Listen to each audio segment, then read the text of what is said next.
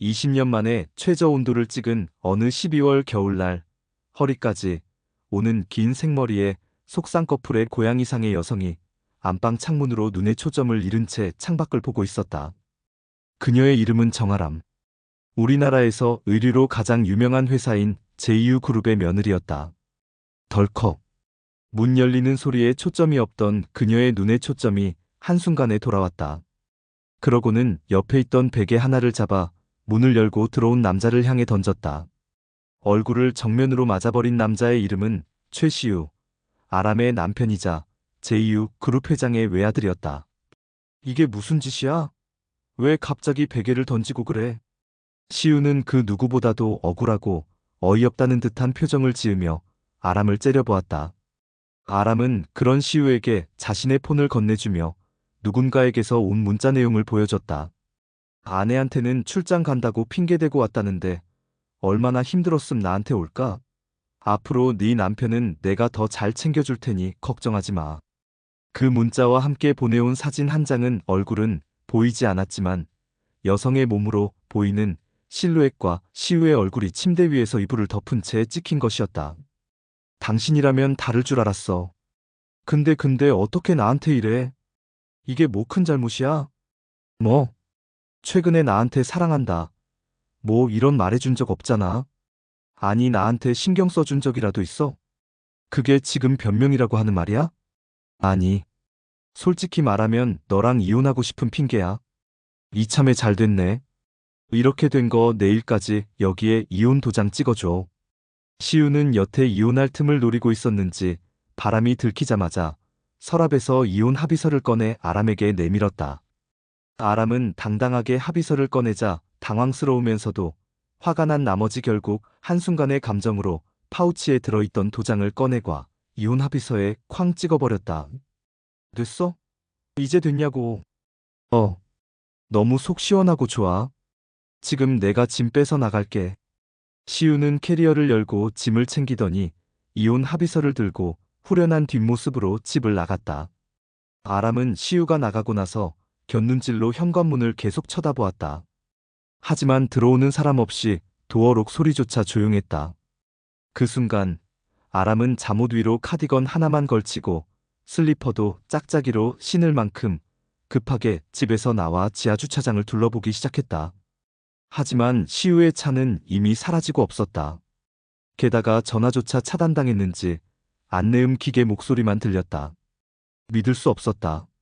지금 이 순간만큼은 세상 사람 모두가 자신을 상대로 몰래카메라를 찍는 것 같았다. 지금이라도 시우가 뒤에서 안아주며 서프라이즈라고 말할 것만 같았다. 하지만 집으로 돌아와서도 그런 일은 일어나지 않았다. 띠링. 아람의 폰에서 울리는 문자 소리였다. 안녕하세요.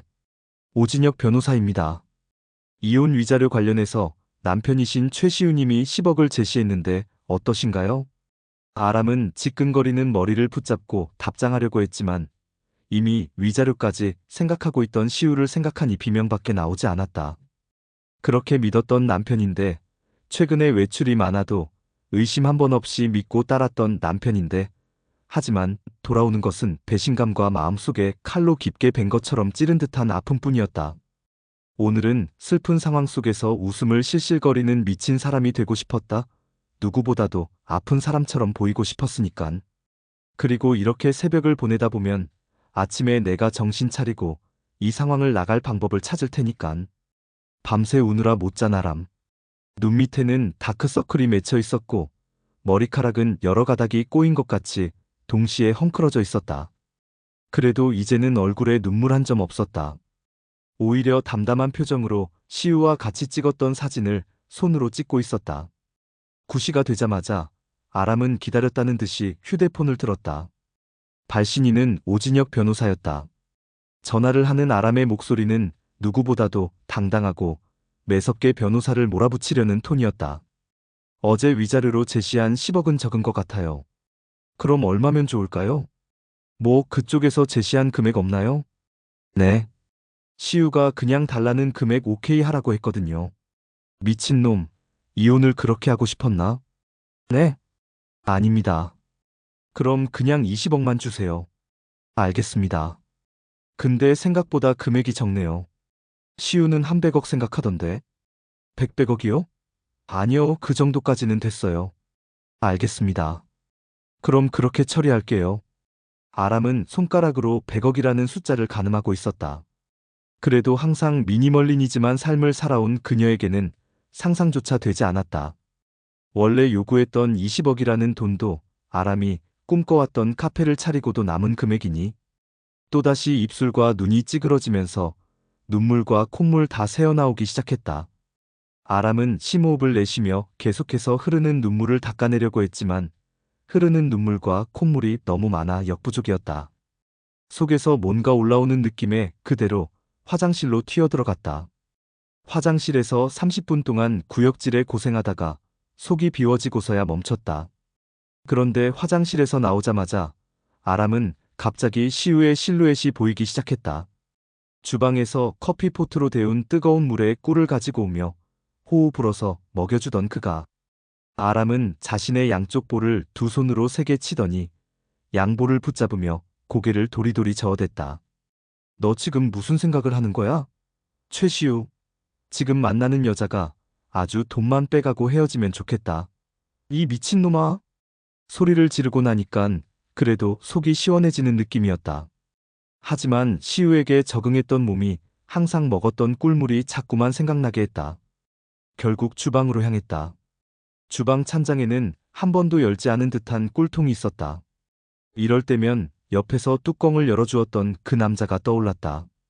아람은 고개를 절레절레 저으며 두 눈을 질끈 감더니 꿀통을 열었다. 이상하게도 쉽게 열리는 꿀통에 어깨를 쫙 펴며 의기양양해졌다. 봤지? 최시우, 나 이제 당신 없어도 할 수 있어. 아람은 웃음을 지으며 꿀물을 타먹었다. 그래도 최시우가 타주었던 꿀물이 생각나는 거 어쩔 수 없었다. 차차 잊어가겠지라는 생각으로 아람은 그 마음을 합리화했다. 이혼 도장을 찍고 일주일 정도 지났을까? 둘이 이혼하는 것을 언론은 물론이고 양가 부모님까지 알아버렸다.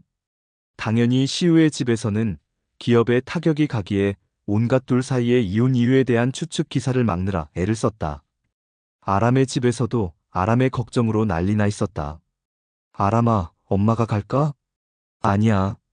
시댁 쪽이랑 얘기 끝내고 내가 갈게.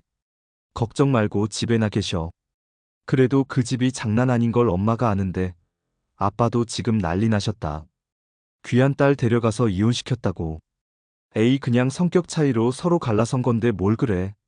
아람은 시우의 바람으로 이혼하게 됐다고 말하면 집안은 물론이고 언론까지 알려지면 자신이 피곤해질 것을 알았기에 이혼 사유를 성격 차이라고 거짓말했다. 오진혁 변호사에게도 시우에게 이혼 사유의 성격 차이라고 넣자고 말해달라고 부탁했다.